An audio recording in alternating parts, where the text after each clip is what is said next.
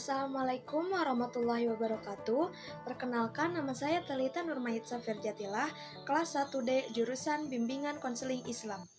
Di sini saya akan mempresentasikan peradaban Islam sesudah kemerdekaan. Peradaban Islam sesudah kemerdekaan terbagi menjadi beberapa bentuk. Yang pertama, Departemen Agama. Yang kedua, Pendidikan. Lalu yang ketiga, Hukum Islam. Yang keempat, Haji. Dan yang terakhir, yaitu yang kelima, ada Majelis Ulama Indonesia atau biasa disebut MUI. Kita bahas yang pertama, yaitu Departemen Agama. Setelah kemerdekaan Indonesia, para pemimpin rakyat Indonesia sepakat menerapkan bentuk republik dalam pemerintahan Indonesia. Dan berdasarkan pada asas Pancasila dan Undang-Undang Dasar 1945. Dalam Pancasila ditemukan kesamaan dengan ajaran syariat Islam dalam Al-Quran sebagai sumber hukum utama umat Islam. Dalam struktur pemerintahan Republik Indonesia dibentuk Departemen Agama yang dulu bernama Kementerian Agama, yang didirikan pertama kali pada masa Kabinet Syahrir. Sampai sekarang Menteri Agamanya masih dipegang oleh seorang Muslim. Kepala negara dan menterinya mayoritas dari kaum Muslimin. Sebelum terbentuknya kementerian ini, ada pembahasan mengenai apakah kementerian ini akan dinamakan Kementerian Agama Islam ataukah Kementerian Agama saja. Akhirnya diputuskan menjadi Kementerian Agama, yang pertama-tama mempunyai 3 seksi dan kemudian 4 seksi, masing-masing kaum muslimin, umat Protestan, umat Katolik, dan umat Hindu-Buddha atau dulu disebut agama Hindu-Buddha. Sesuai dengan perkembangan, departemen ini strukturnya berkembang dari yang hanya terdiri dari 4 seksi, sekarang terdiri dari 5 Direktorat Jenderal, yaitu Direktorat Jenderal Bimbingan Masyarakat Islam dan Urusan Haji, Direktorat Jenderal Pembinaan Kelembagaan Agama Islam, Direktorat Jenderal Bimbingan Masyarakat Katolik, Direktorat Jenderal Bimbingan Masyarakat Protestan, dan Direktorat Jenderal Bimbingan Masyarakat Hindu dan Buddha. Menteri Agama juga dibantu oleh lembaga Inspektorat Jenderal, Sekretariat Jenderal atau Badan Penelitian dan Pengembangan atau Balitbang, Agama dan Pusat Pendidikan dan Latihan atau Pusdiklat Pegawai. Yang kedua yaitu pendidikan. Setelah berdirinya Departemen Agama, persoalan pendidikan mulai mendapat perhatian lebih serius. Badan Pekerja Komite Nasional Pusat dalam bulan Desember 1945 menganjurkan agar pendidikan madrasah diteruskan.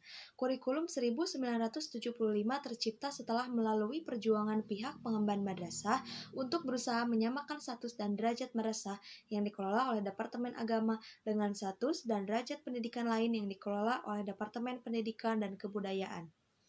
Berkenaan dengan perguruan tinggi Islam, kaum muslimin di Indonesia sejak awal sudah berpikir untuk membangunnya.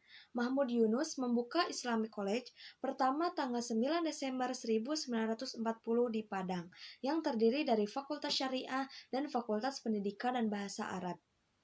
Pada tahun 1958, pemerintah terdorong untuk mendirikan madrasah negeri dengan ketentuan kurikulum 30% pelajaran agama, 70% pelajaran umum.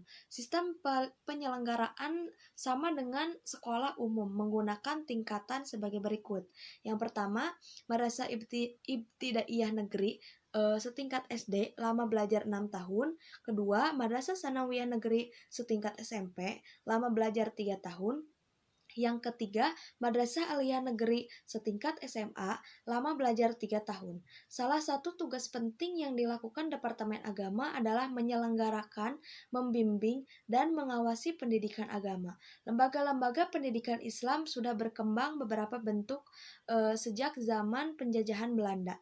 Salah satu bentuk pendidikan Islam tertua di Indonesia adalah pesantren yang tersebar di berbagai pelosok. Dengan berkembang pemikiran pembaharuan dalam Islam di awal abad ke-20. Persoalan administrasi dan organisasi pendidikan mulai mendapat perhatian beberapa kalangan atau organisasi. Kurikulum mulai jelas. Belajar untuk memahami dan bukan sekedar menghafal ditekankan dan pengertian ditumbuhkan, itulah yang dinamakan madrasah. Secara garis besar, ada beberapa hal yang dapat digarisbawahi. Yang pertama, melihat pemikiran Islam di Indonesia pada era 2000-an memang agak berlainan dengan era sebelumnya. Sebab, pada era ini pemikiran Islam lebih banyak dimotori oleh anak muda NU yang notabene telah menjadi santri kota. Hal ini menyeratkan betapa anak kampung atau cah deso melawan belantara kota guna mensosialisasikan pemikiran mereka.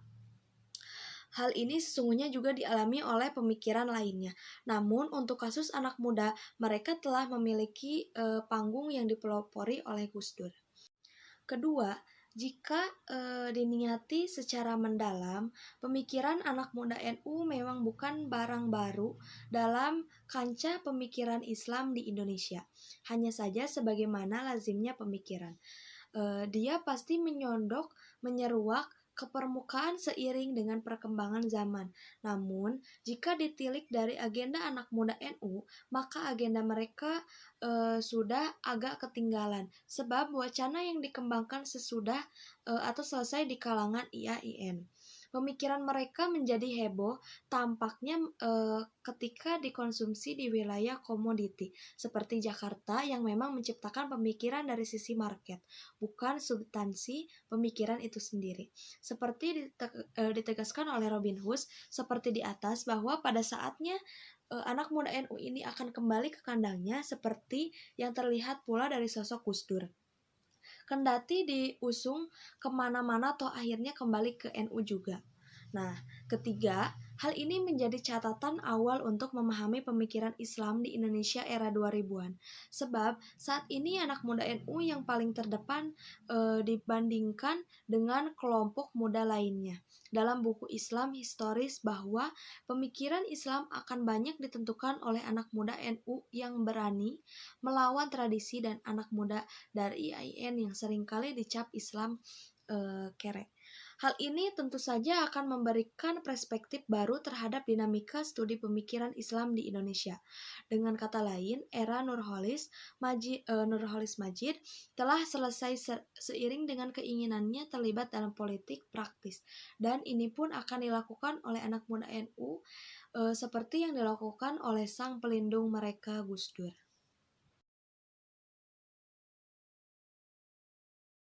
Terbatas pada persoalan nikah, cerai, rujuk, hukum waris atau farid, wakaf, hibah, dan baitul mal. Keberadaan lembaga peradilan agama di masa Indonesia merdeka adalah kelanjutan dari masa kolonial Belanda. Pada masa pendudukan Jepang, pengadilan agama tidak mengalami perubahan. Setelah Indonesia merdeka, jumlah pengadilan agama bertambah, tetapi administrasinya tidak segera dapat diperbaiki. Para hakim Islam nampak ketat dan kaku karena hanya berpegang pada mazhab Syafi'i. Sementara itu, belum ada kitab undang-undang yang seragam yang dapat dijadikan pegangan para hakim, dan pengadilan agama didominasi oleh golongan tradisionalis. Karena itulah, Sekolah Pendidikan Hakim Islam Negeri atau PHIN dan Fakultas Syariah di perguruan-perguruan tinggi didirikan.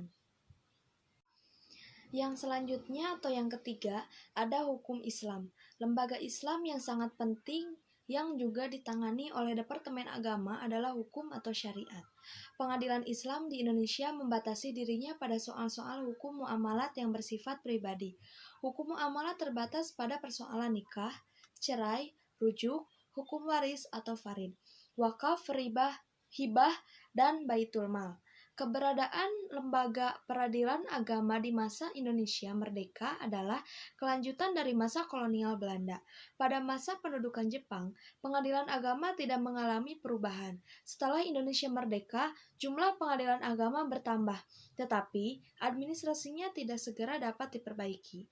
Para hakim Islam nampak ketat dan kaku karena hanya berpegang pada mazhab Syafi'i.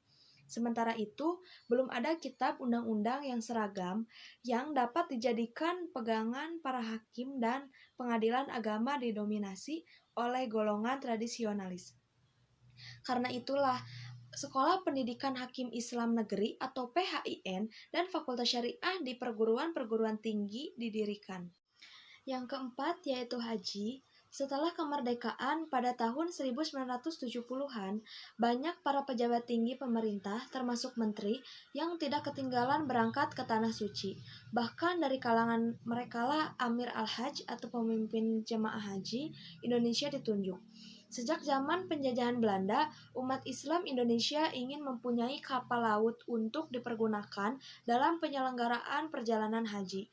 Iuran dikumpulkan, saham diedarkan, tetapi selama zaman jajahan keinginan ini tidak terwujud. Setelah Indonesia merdeka, usaha ini dilanjutkan pada tahun 1950. Sebuah yayasan yaitu Perjalanan Haji Indonesia didirikan di Jakarta.